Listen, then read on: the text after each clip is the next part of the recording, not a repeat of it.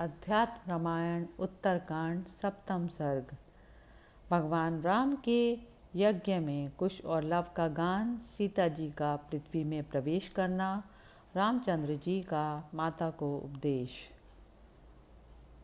जाकी रही भावना जैसी, प्रभु मूरति देखी तिन तैसी। जिसकी जैसी भावना प्रभु के लिए होती है, प्रभु की मूर्ति उन्हें वैसी ही दिखाई पड़ती है।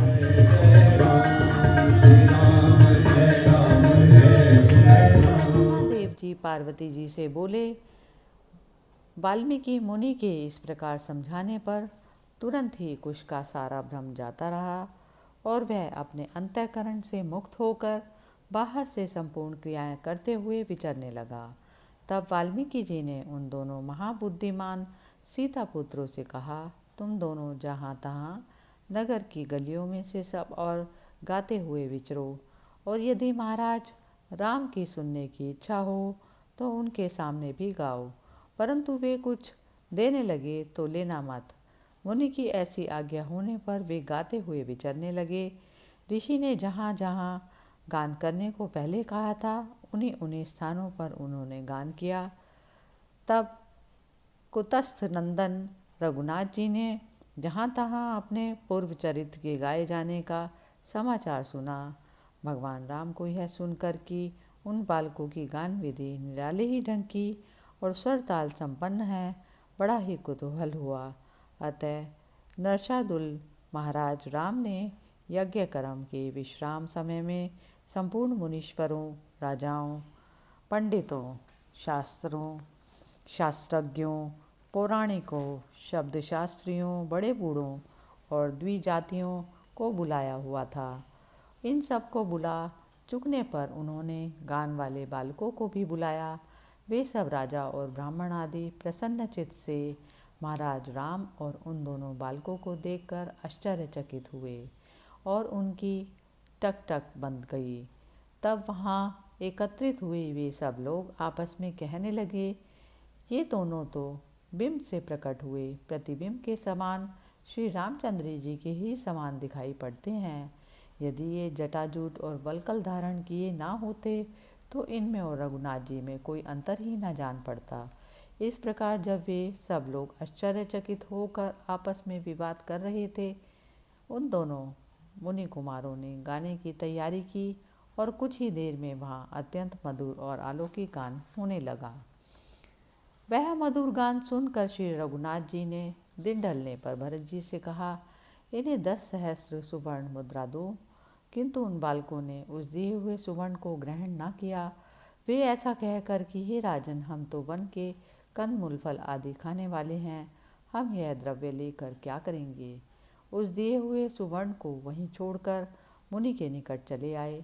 इस प्रकार भगवान राम अपना ही चरित्र सुनकर विस्मित हो गए और उन्हें सीता जी के पुत्र जानकर शत्रुघ्न, हनुमान, सुषेण, विभीषण और अंगद आदि से कहा, देवतुल्य महानुभाव मुनिश्रेष्ठ भगवान श्री वाल्मीकि जी की मुनि को सीता जी के सहित लाओ। इस सभा में जानकी जी को सबको विश्वास कराने के लिए शपथ करें, जिससे सब लोग सीता जी को निष्कलंक जान पाएं। भगवान राम के ये वचन उनके वे सब दूत अति आश्चर्यचकित हो वाल्मीकि जी के पास गए और जैसे रामचंद्र जी ने कहा था वैसे सब उनसे कह दिया। इसके पश्चात भगवान राम का आशय जानकर श्री वाल्मीकि जी ने कहा, सीता जी कल जनसाधारण में शपथ करेंगी, इसमें संदेह नहीं। स्त्रियों के लिए सबसे बड़ा देव पति ही है। मुनि के ये वचन सुनकर उन सब ने सहसा जानकर ये सब बातें रघुनाथ जी से कह दी। तब श्री रघुनाथ जी रामचंद्र जी ने मुनि का संदेश सुनकर कहा, हे नृपतिगण और मुनिजन, सब आप सब लोग सीता जी की शपथ सुने और उनसे उनका शुभाशुभ जान लें। भगवान राम के इस प्रकार कहने पर ब्राह्मण, क्षत्रिय, वैश्य, शूद्र, महर्षि और वानर आदि सभी लोग कुतूहलवश सीता जी की शपथ देखने के लिए आए। तब तुरंत ही सीता जी सहित मुनीश्वर भी आए। श्री सीता जी ने वाल्मीकि जी को मुनि को आगे कर उनके पीछे पीछे मुख कुछ नीचे किए, हाथ जोड़े गदगद कंठ से यज्ञशाला में प्रवेश किया। ब्रह्मा जी के पीछे आती हुई लक्ष्मी जी के समान सीता जी को वाल्मीकि जी मुनि के पीछे आती देख उस जन समाज में बड़ा भारी साधुवाद, धन्य है ऐसा शब्द होने लगा। तब सीता जी के सहित मुनि श्रेष्ठ वाल्मीकि जी ने उस जन समूह में घुसकर श्री रघुनाथ जी से कहा, हे दशरथ नंदन, इस पवित्रता धर्मपरायणा निष्कलंका सीता को तुमने कुछ समय हुआ लोकापवाद से डर कर भयंकर वन में मेरे आश्रम के पास छोड़ दिया था। अब वह अपना विश्वास देना चाहती है, आप उसे आज्ञा दीजिए। ये दोनों कुश और लव सीता के एक साथ उत्पन्न हुए पुत्र हैं। मैं सच कहता हूँ, ये दोनों दुर्जय वीर आप ही की संतान हैं। हे राघव, मैं रघुपति प्रजापति प्रचेता का 10वां पुत्र हूँ। मैंने कभी मिथ्या भाषण किया हो ऐसा मुझे स्मरण नहीं। वही मैं आपसे कहता हूँ कि ये बालक आप ही के पुत्र हैं। मैंने अनेकों वर्ष तक खूब तपस्या की है। यदि इस मिथिलेश कुमारी में कोई दोष हो तो मुझे इस तपस्या का कोई फल ना मिले। वाल्मीकि जी के इस प्रकार कहने पर श्री रघुनाथ जी बोले, हे महाप्राज्ञ, हे सुव्रत, आप जैसा कहते हैं बात ऐसी ही है। मुझे तो आपके निर्दोष वाक्यों से ही विश्वास हो गया। जानकी जी ने लंका में भी देवताओं के सामने बड़ी विकट परीक्षा दी थी, इसीलिए मैंने उन्हें अपने घर में रख लिया था। किंतु हे ब्राह्मण, उन्हीं सती सीता जी को सर्वथा निर्दोष होते हुए भी मैंने लोक निंदा के भय से कुछ दिन हुए छोड़ दिया। सो आप मेरा यह अपराध क्षमा करें। मैं भी यह जानता हूँ कि ये दोनों पुत्र कुश और लव मुझसे ही उत्पन्न हुए हैं। संसार में परम साध्वी सीता में मेरी प्रीति हो। उस समय राम जी का अभिप्राय जानकर समस्त देवगण अति उत्सुक हो ब्रह्मा जी को आगे कर सहस्त्रों की संख्या में वहाँ आए तथा बहुत से प्रजाजन भी प्रसन्नचित्त से वहाँ एकत्रित हुए। तब रेशमी वस्त्र धारण किए उत्तर की ओर मुख और नीचे की ओर नेत्र खड़ी हुई श्री सीता जी ने हाथ जोड़कर कहा, यदि मैं भगवान राम के अतिरिक्त अन्य पुरुष का मन से भी चिंतन नहीं करती तो पृथ्वी देवी मुझे आश्रय दें। श्री सीता जी के इस प्रकार शपथ करते ही भूमि तल से एक अति अद्भुत परम दिव्य और अत्यंत श्रेष्ठ सिंहासन प्रकट हुआ। वह सूर्य के समान तेजस्वी सिंहासन दिव्य शरीरधारी नागराजों द्वारा धारण किया हुआ था। तब पृथ्वी देवी ने जानकी जी को अपनी दोनों भुजाओं से प्रेम पूर्वक ग्रहण कर उनका स्वागत किया और उन्हें आसन पर बैठा लिया। तब श्री सीता जी सिंहासन पर बैठकर रसातल को जाने लगी तो उन पर दिव्य पुष्पों की निरंतर वर्षा होने लगी और देवताओं के मुख से साधुवाद का अति अद्भुत और महान घोष होने लगा। आकाश में स्थित देवगण नाना प्रकार के वचन बोलने लगे। सीता जी के शपथ करने से आकाश और पृथ्वी तल के समस्त स्थावर जंगम प्राणियों और बड़े बड़े डील वाले वानरों में से कोई चिंता करने लगे, कोई ध्यानस्थ हो गए तथा कोई राम जी और कोई सीता जी की ओर देखकर अचेत हो गए।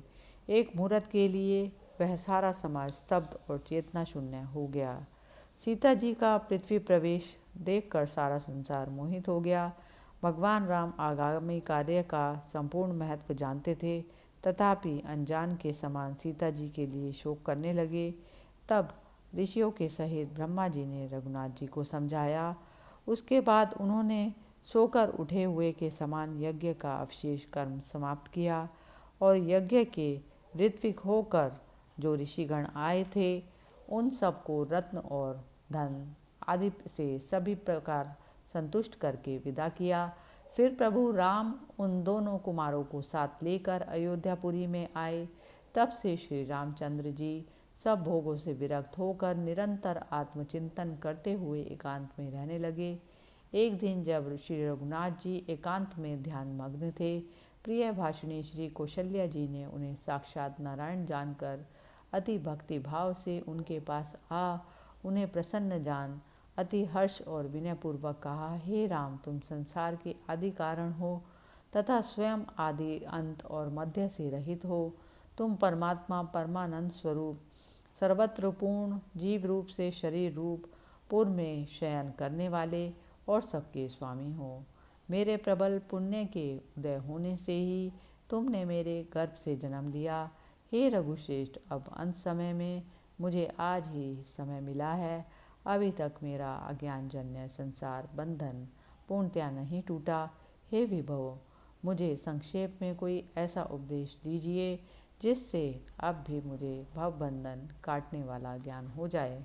तब मातृभक्त दयामय धर्मपरायण भगवान राम ने इस प्रकार वैराग्यपूर्ण वचन कहने वाली अपनी जरा जर्जित शुभ लक्षणा माता से कहा, मैंने पूर्व काल में मोक्ष प्राप्ति के साधन रूप 3 मार्ग बतलाए हैं, कर्म योग, ज्ञान योग और सनातन भक्ति योग। हे माते, साधक के गुणानुसार भक्ति के 3 भेद हैं। जिसका जैसा स्वभाव होता है उसकी भक्ति भी वैसी ही भेद वाली होती है। जो पुरुष हिंसा, दंभ या मात्सर्य के उद्देश्य से भक्ति करता है तथा जो भेद दृष्टि वाला और क्रोधी होता है वह तामस भक्त माना गया है। जो फल की इच्छा वाला, भोग चाहने वाला तथा धन और यश की कामना करने वाला होता है और भेद बुद्धि से अर्चा आदि पूजा करता है वह रजोगुणी होता है। तथा जो पुरुष परमात्मा को अर्पण किए हुए कर्म संपादन करने के लिए अथवा करना चाहिए इसलिए भेद बुद्धि से कर्म करता है वह सात्विक है। जिस प्रकार गंगा जी का जल समुद्र में लीन होता है उसी प्रकार जब मनोवृत्ति मेरे गुणों के आश्रय से मुझ अनंत गुणधाम में निरंतर लगी रहे तो वही मेरे निर्गुण भक्ति योग का लक्षण है। मेरे प्रति जो निष्काम और अखंड भक्ति उत्पन्न होती है वह साधक को सालोक्य, सामीप्य, साष्टी और सायुज्य 4 प्रकार की मुक्ति देती है। किंतु उसके देने पर भी वे भक्तजन मेरी सेवा के अतिरिक्त और कुछ ग्रहण नहीं करते। हे माते, भक्ति मार्ग का आत्यंतिक योग यही है। इसके द्वारा भक्त तीनों गुणों को पार कर मेरा ही स्वरूप हो जाता है। अब इस निर्गुण भक्ति का साधन मैं बतलाता हूँ।